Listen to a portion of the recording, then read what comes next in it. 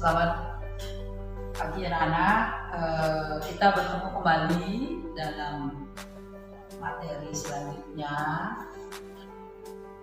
untuk anak kelas 11 bidang seni budaya, khususnya seni.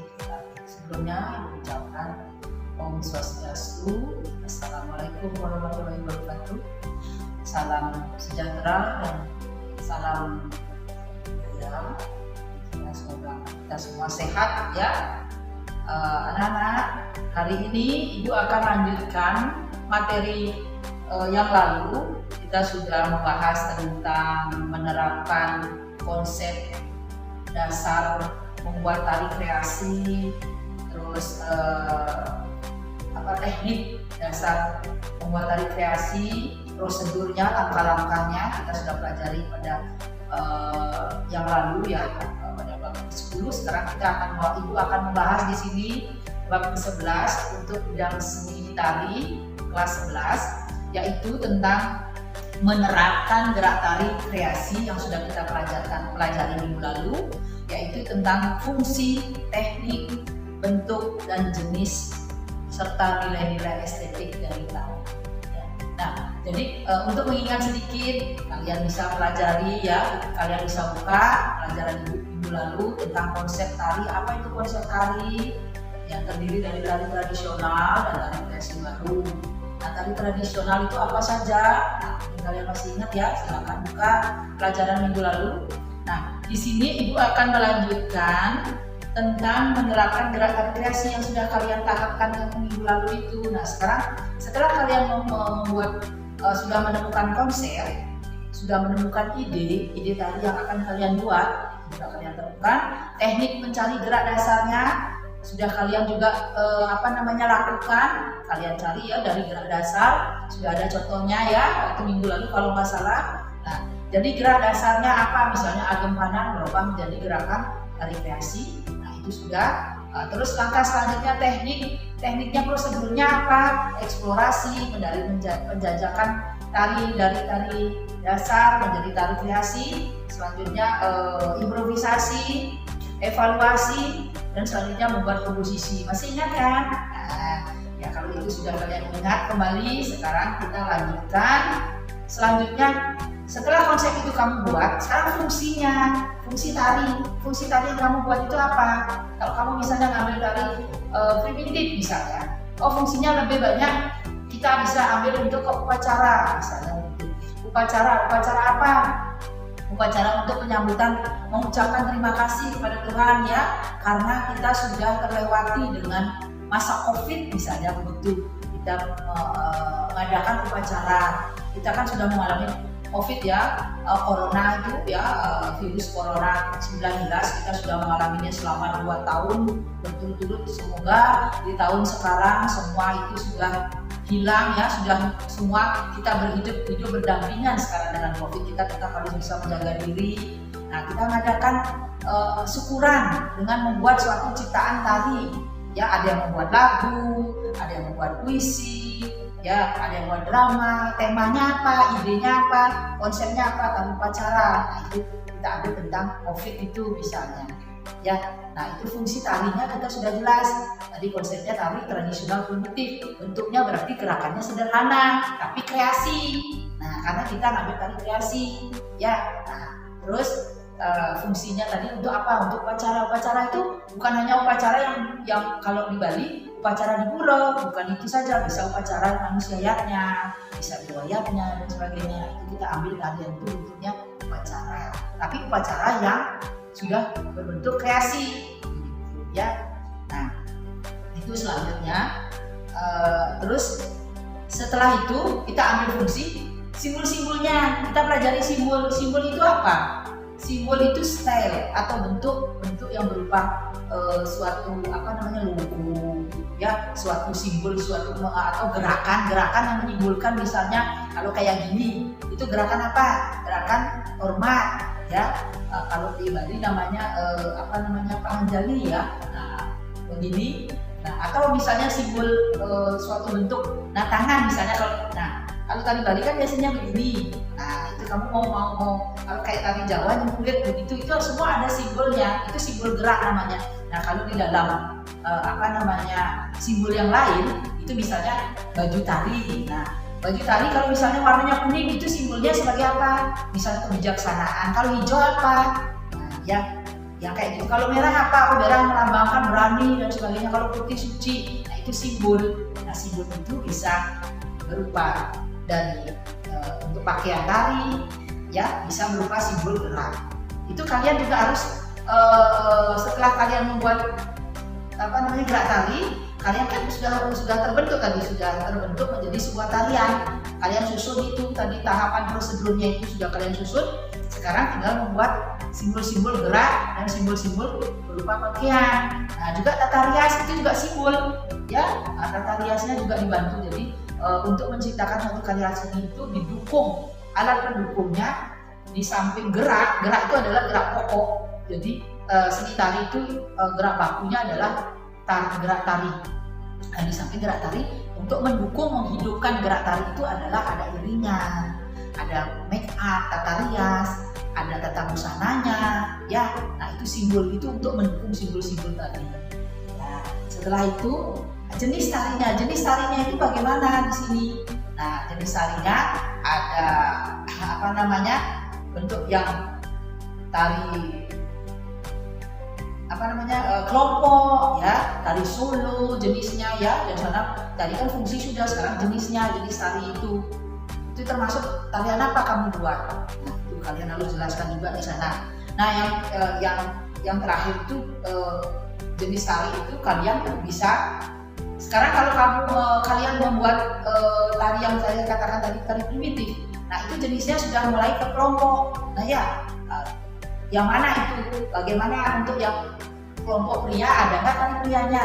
Misalnya kelompok tari putri saja misalnya gitu. Nah itu untuk kalian pahami. Jadi di sini kita mempelajari tentang menerapkan tari kreasi berdasarkan fungsi, teknik, jenis. Ya, dan yang terakhir adalah nilai estetis dari gerak tari. Itu kalian pelajari. Kalau di dalam tari Bali, kita harus penting mengetahui yang namanya nilai estetis, nilai keindahan dari tari. Jadi siapapun orang yang sudah mempelajari tari Bali, terutama tari Bali, walaupun kamu tidak bisa menarikan, kamu bisa menilai orang itu bisa nggak nari. Misalnya dia betul-betul dia seorang penari atau tidak. Kalian pelajari adalah nilai estetis ini, ketiga ini. Kalian sudah bisa menyimak orang bisa menari enggak? Satu, nilai estetis yang kita pelajari adalah tentang wiraga. 3 wi. Ada 3 wi yang dipelajari dalam tari.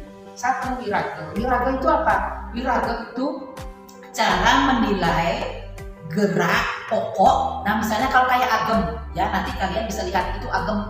Nanti di sini ada agem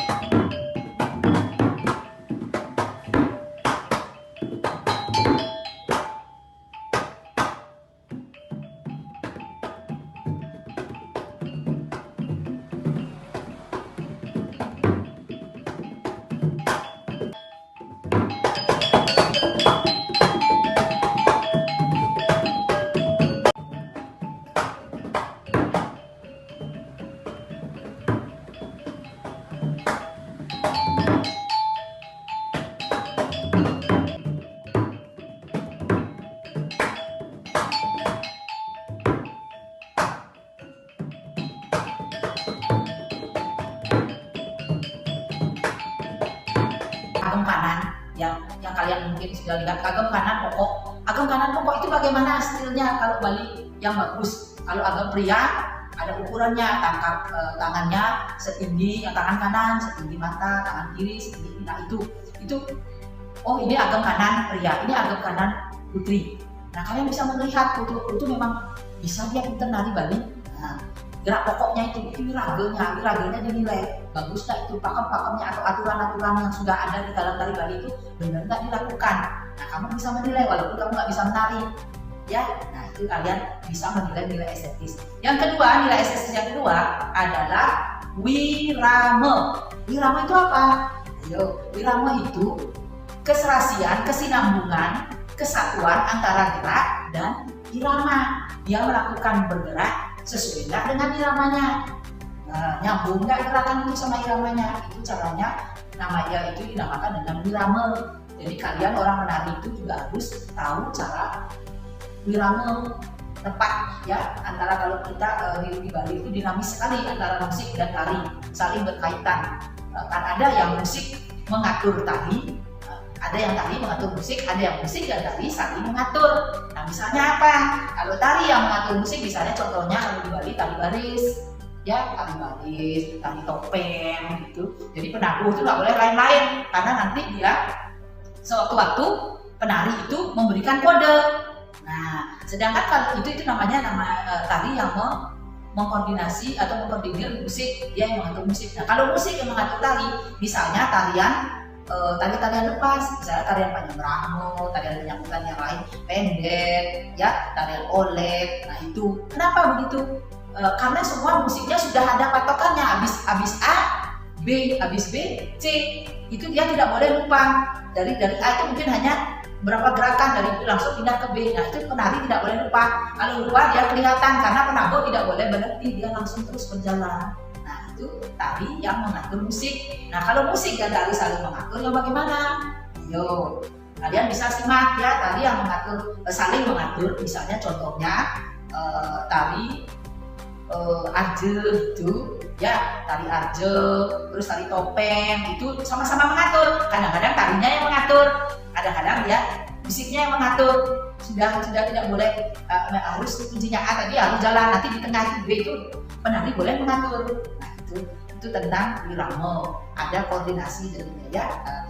Kalian bisa walaupun kalian tidak bisa menari, bisa menilai, bisa mau menjadi juri. Oh ini loh, nggak sesuai raganya, nggak bagus, wiramanya nggak pas. Nah yang terakhir adalah wirase. Wirase itu apa? Rasa. Jadi penari itu betul-betul bisa menjiwai apa tarian yang dibawakan. Di mana ekspresinya senyum, di mana mendelik, ya, di mana harus ekspresinya marah, gitu ya. Nah itu harus bisa mengatur.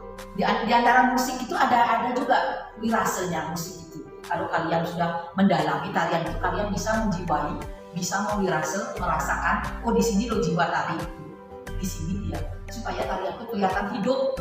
Memang orang yang membawakan juga hidup, tapi kalau itu tidak bisa menjiwai, orang yang penonton tidak akan merasakan.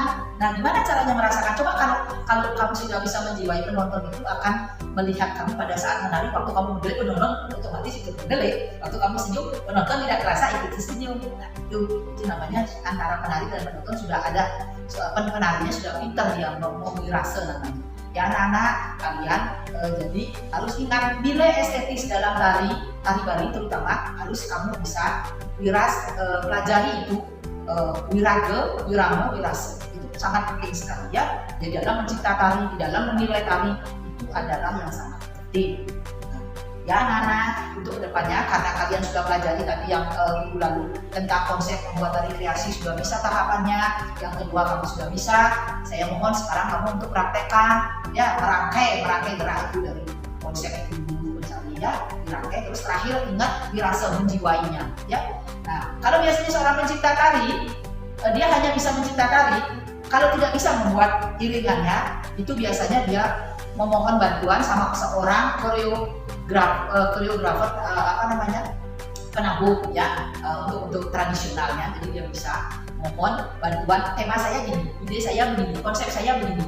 Jadi itu disampaikan kepada seorang pencipta lagunya ya, untuk membuat. Baik itu tabuh itu mungkin dibuat kreasi, tidak harus tradisional, dicampur dengan alat musik. Sekarang kan itu bagus. Nah itu sekarang kalian bisa lakukan ya. Nah silahkan Anda mencoba anak-anak. Itu contohnya tadi sudah ada gerak-gerak ya, gerak yang baku, gerak yang kreasi. Silahkan kalian pelajari atau beberapa berubah. Bisa dituangkan lewat simbol-simbol ya. Nah Ibu kira sampai di sini pelajaran hari ini. Silahkan kalian mencoba. Ya, untuk selanjutnya ingat jaga kesehatan supaya kita tetap sehat selalu. Terima kasih.